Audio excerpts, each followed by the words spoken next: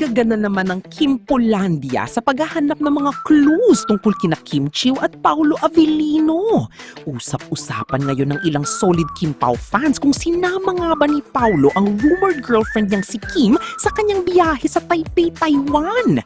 Nagsimula ang mga espekulasyon matapos ibahagi ni Pulo sa kanyang Instagram Reels ang kanyang bagong biling camera na gagamitin umano niya sa kanyang trip. Dahil dito, agad na nagtrabaho ang detective skills ng Kimpolandia at nagsimulang maghanap ng mga palatandaan kung may kasama nga ba siyang espesyal sa kanyang paglalakbay.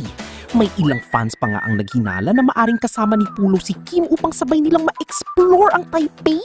Lalo pang lumakas ang mga haka-haka nang mapansin ng ilan na wala si Kim sa ilang public appearances at naging tahimik rin ito sa social media nitong mga nakaraang araw.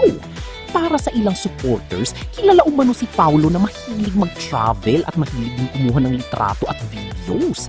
Matatanda ang marami sa mga larawan ni Kim na ibinahagi sa social media noong nasa Paris siya ay pinaniniwalaan ng fans na kuha ni Paolo.